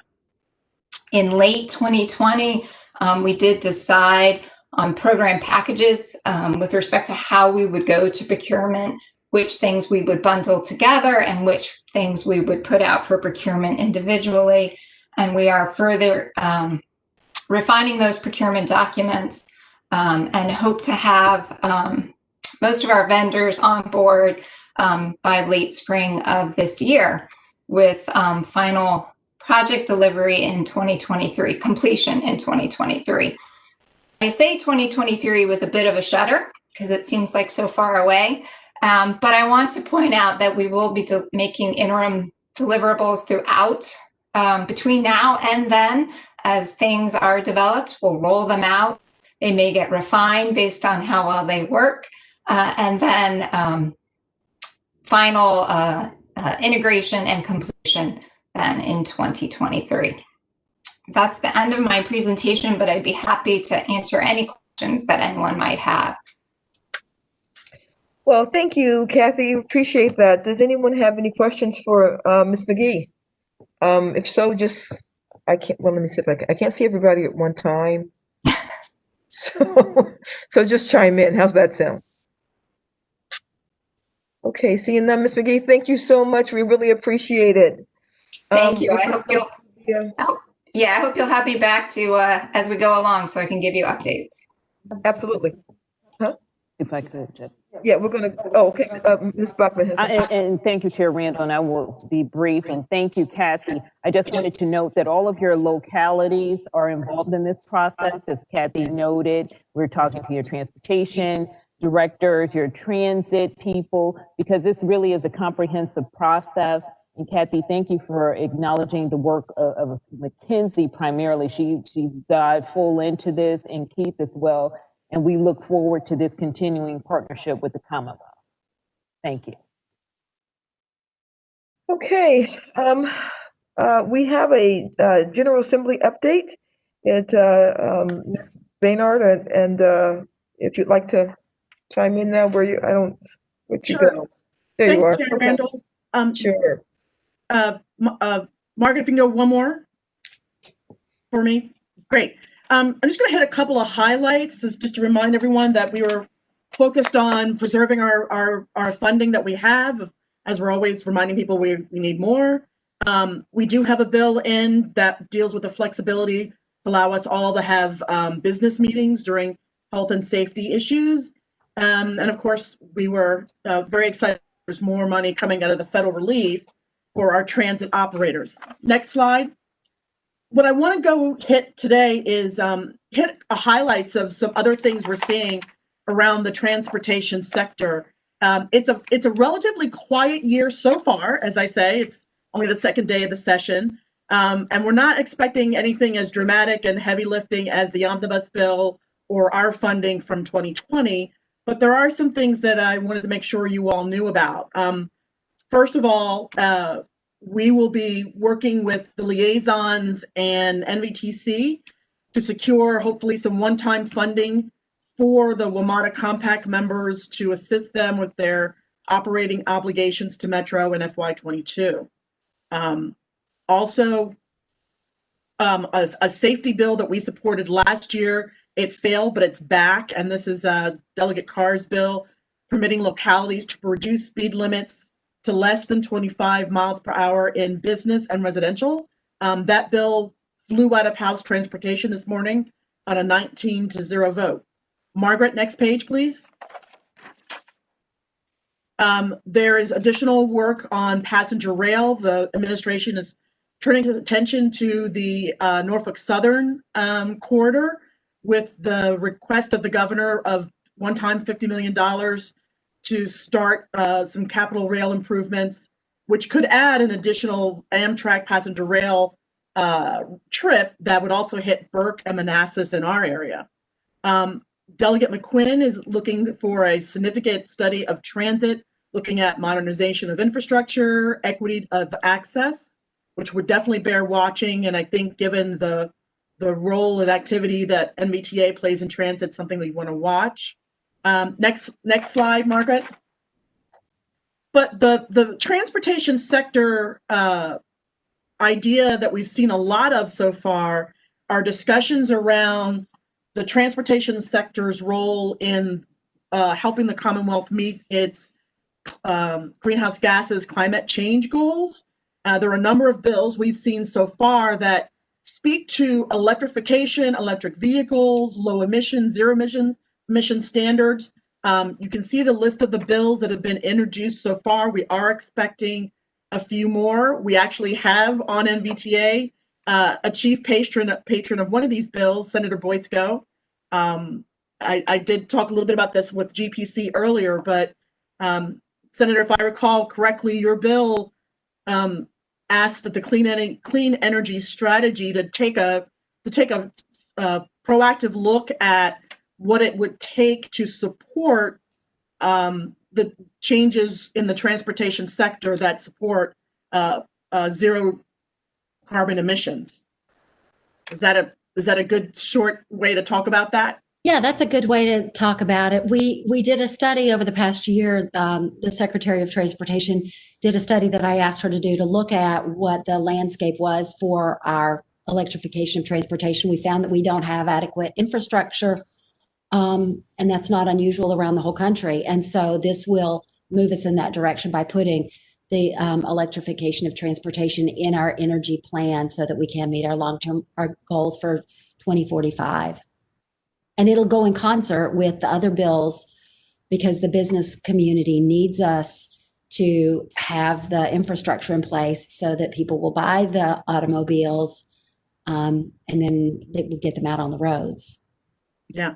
You know, Virginia is home to a large Volvo truck manufacturing facility in Dublin, Virginia. And, you know, they're switching to electric pretty quickly. The other bill I wanted to note, only because it's sort of different, and we have two members who were part of a discussion of this earlier today, is House Bill 1910 from Delegate Cole, who represents Fredericksburg, and he's looking to essentially create an alternative process whereby localities can come together on their own to create a regional transportation authority committing their own local revenue to move forward regional transportation projects. The bill garnered a lot of discussion today in House Transportation Committee. There were a lot of good questions that were asked and a lot of answers to still come forward. So it's still a work in progress, I would say. But again, this is not a process that would provide dedicated state revenues as we have, and Hampton Roads and Central Virginia have, and the 81 corridor, but it is a region that has toyed, as we all know, with an authority, and this was an attempt by some of the business communities very much behind this, and a few localities who just want to get started and try to do some things together. Madam Chair, I'm going to stop there and happy to answer any questions. Sure. Madam Chairman. Thank you, Tracy. Ms. Watts. Thank you. Starting first with, as Tracy just reported on the bill on an optional authority model, if you will. I've just spent considerable time as I've managed to squeeze it into the rest of the day. And I have to confess that I had not read that bill closely, and it takes very close reading, because comparing it to the Hampton Roads Authority, the Central Virginia Authority, the Northern Virginia Transportation Authority, its board has no elected officials on it. And in fact, a member of the board doesn't even have to live in the jurisdiction that covered by the authority. I am concerned about how you can obligate public funds without having that direct involvement of the elected officials held accountable, as well as any kind of conflict of interest that goes along with the responsibilities of a local, of an elected official. So I become concerned that what I'm looking at is sort of a quasi public-private partnership model that's being used as if it were a transportation authority model. As you know, the Northern Virginia Transportation Authority came in without hardly any of what's in this bill. So it is a work in progress. I have a work session coming up tomorrow on it. It is desirable to have a good model, but I'm not sure that this can be brought into shape in this short session, given where it starts. So I was initially inclined to support it as a concept, but looking at it in detail, a lot of work to be done. And I think real legal issues that need to be looked at as well. While I'm speaking, if I may, Madam Chairman, speaking to another bill, this is one where I've tried to be very candid with everybody. So here we go. The rebate for electric vehicle purchasers or lease. As being chair of Finance Committee, which in the House is the Tax Writing Committee, this breaks, as I have read it, it breaks the rules on deliverables that are accountable for delivery, that can prove that this is the best expenditure of the tax money that, after all, you're not collecting, therefore you're spending it to achieve results. I'm much more inclined to look at anything that can be done to increase the charging infrastructure throughout the Commonwealth, since many people who would buy a vehicle don't really need the incentive of a rebate. Many people who aren't buying them are concerned about the reliability as they're out on the road. And this is where I would direct such expenditures. I don't have a fiscal impact statement yet to know the kind of dollars. One final thing on point, Tracy mentioned the presence of Volvo, particularly the manufacturing of large trucks, which includes trash haulers as well as construction vehicles, etc.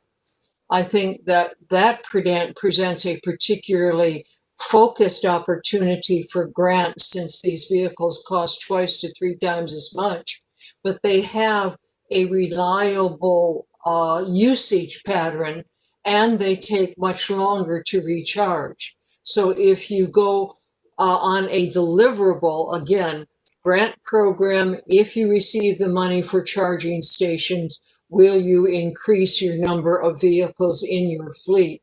is a way to support that particular segment of the EV fleet. Interesting. That was interesting. We just had this discussion at our board meeting, so that was really helpful information to have. And I'm glad I voted the way I did in the board meeting. That was really interesting. Thank you, Ms. Watts. Anybody Madam else? Chair? Tracy, any other questions for Tracy? Is that Justin talking to me? Is that Mr. Wilson? No, Oh, Madam Chair, Ms. this is Rome. Delegate Rome. Okay. Hello, Delegate Rome. Ready when Hey, you are. yeah, I just want to also just add to Delegate Watts' comments regarding HB 1910. So one of the real privileges of serving on a committee where Delegate Watts is there is that she has this incredible institutional knowledge, which is so helpful in the Transportation Committee. And one of the questions I had asked directly to her actually during the transportation was, basically whether this bill was drawn with that NVTA precedent set in mind, or if we had, or if we could look at how we structured Central Virginia Transportation Authority last year, or previous to that, the Hampton Roads one, or, and obviously to a different degree that you would look at the I-81 corridor. But one of the other points I was making with that is we are now looking at the increased balkanization of transportation funding in Virginia that was really set in precedent with the MVTA. Now, granted, my predecessor in HB 3202 didn't quite get along in 2007. And so, it took quite a while before we really got that funding in 2013 for the MVTA. But the way that we're kind of looking at things now is Smart Scale was only had 1/9 of the funds that it actually needed statewide to be able to, to keep up with the demand. We weren't anywhere even close. And even today, even with the improvements that we had with the Smart Scale funding in this last session last year, and with with the extra 5 cents on the gas tax from last year, 5 cents that's coming on this year, and then paying into inflation, we are still going to be dramatically behind where we need to be in statewide funding options. And so when you're looking at some of these localities that fall out of the transportation authorities, they are really stuck right now in terms of where are they going to be able to compete and actually get good scores for their projects that maybe only go across, 1 or 2 localities, and have that regional significance that, Delegate Watts really hammered home the importance of regional significance with this during committee.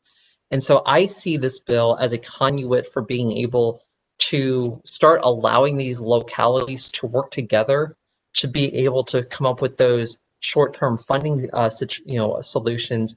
And while at the same time we are still really behind where the state needs to be in overall transportation funding, as Secretary Valentine's told us before, or she told CTV back in June, I think. We're looking at a huge loss on transportation revenue from last year due to COVID. And so we have to start looking outside the box a little bit. I do have some of the same constitutional concerns that, Delegate Watts does, but at the same time, I also very much want to see, if there are amendments that can be salvageable, because this could be really helpful for a lot of these localities and make them a little bit less dependent on Smart Scale, which actually helps all of us. And not meaning to have an ongoing dialogue, but the problem is that the other 3 major authorities have a source of funding. And this does not. It's just taking whatever localities agree to without any structure of what those funds might be. It's just purely a budget appropriation approach. And so that's going to make it very difficult for that revenue stream to be bonded. And I'm thinking way back when Delegate Rome talks about that cesspool of history that I represent. Do any of you remember when the city of Fairfax refused to contribute to the Ramada construction? And there was a real dilemma because the Swiss cheese, once a project has been started, the locality gets benefit from it and then pulls back out of it if you don't have a real structure that says, here is your obligation under law, not just what do you decide to do. So I'm going to thank you, Ms. Watts. We're going to go to one more question, one more statement, Mr. Meyer, and then we're going to cut this off. I want you guys to remember that you're sitting at home. I have to still drive home. so Mr. Meyer. Well, in light of that, I'll just withhold my comment. That's okay. Oh, no, Mr. Meyer. No, go. Please go. Well, first off, I want to say that there's a new city, Fairfax in place here. So Yes, I know, absolutely. but I will say I want to follow up on the comment about the balkanization of Virginia's transportation funding, and I see imitation. Sometimes imitation is the best form of flattery, but and we certainly have a very effective and dynamic Northern Virginia Transportation Authority. But we have had over the last 30 years repeated failures at the state level, and I'm not pointing any fingers at anyone, but the reluctance of significant portions of representatives from certain parts of the state to oppose any form of taxation and any form of new revenue generation has kind of forced the hands of more urban areas to address their transportation problems. And we are a commonwealth. And if we are going to really be a commonwealth, we ought to look at these challenges for our transportation systems statewide. And there are things that we could do with respect to the gasoline tax and other things that we have avoided over the years. And so the default mechanism has been to create these regional approaches. Now, I'm not opposed necessarily to the regional model because I think it has many benefits, but I do believe that there are some really strategic and macro needs across the entire Commonwealth that, and the irony is that those portions of the Commonwealth that oppose any taxation or any increases in taxes are ultimately long-term are going to wind up being the losers. And so it's a real challenge. But so I'm not necessarily my enthusiasm for this concept is guarded because I think that looking at it statewide, we have some real challenges, and I think we ought to have that kind of conversation. So that's all I have to say on that. But I'm very concerned about it. All right. Thank you, Mr. Meyer. Appreciate that. Okay. Thank you, Tracy, for the update, and we look forward to the General Assembly session and then the special session that will follow right after the General Assembly session. So thank you, and thank you, and again, let me just say, be safe to all of our members of the General Assembly. Please be safe. Ms. Beckman, do you have anything for executive? She has nothing for executive director report. I have already given the committee appointments, and I don't. And I know maybe I'm supposed to have stuff under the chair's comments, but I don't. So I got nothing. So everybody, thank you for coming this evening. We will see you at the next meeting. Stay safe, and let's get all through next Wednesday, right? Next Wednesday. All right. Bye-bye, everyone. Happy New Year. Yeah, stay safe. Thank you.